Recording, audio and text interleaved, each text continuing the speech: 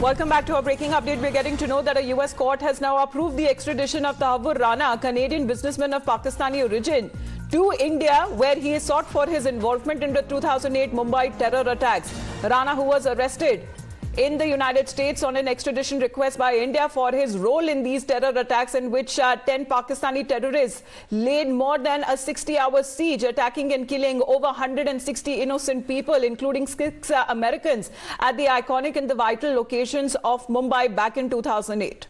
Now, he was arrested in the US on an extradition request by India for his role in these attacks. And now the NIA has also said that it is ready to initiate proceedings to bring him to India through diplomatic channels. And as far as the background information is concerned, what we're learning is that Rana knew of Headley's meeting, what was discussed, and the planning of the attacks, including some of the targets. The US government asserted that Rana was part of the conspiracy, and there is probable cause that he committed the substantive crime of commissioning a terrorist act. Straight away going across to Srinjoy. Now, Srinjoy, it's been more than 15 years, and finally we're looking at justice of some sorts as far as this extradition of Tahawwur Rana is concerned. It's been a long-drawn battle. Undoubtedly, there are families who are waiting, who've been waiting for this for about 15 years. There have been thousands of people who were affected by 26/11 who are also waiting.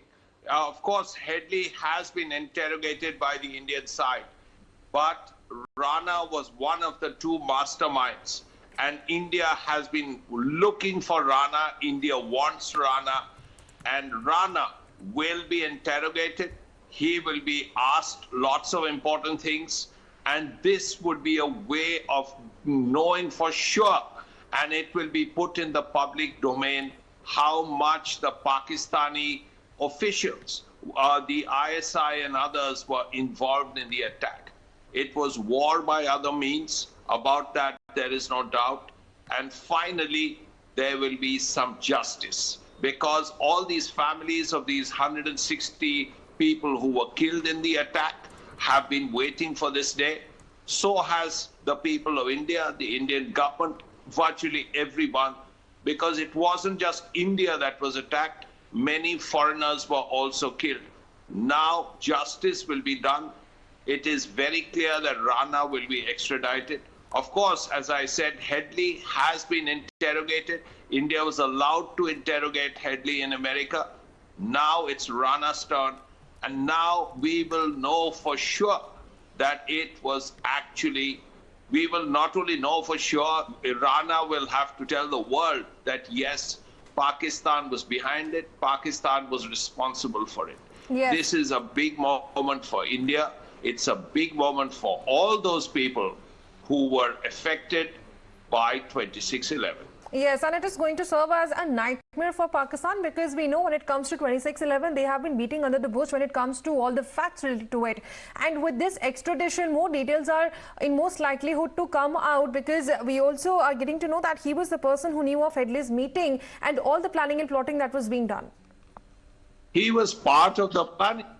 He was he was one of the planners. So he knows everything about it. And India will probably get him to say in public that yes, Pakistan was behind it, which it definitely was. We have all the tape, we have all the information, we have all the evidence, but we don't have Rana.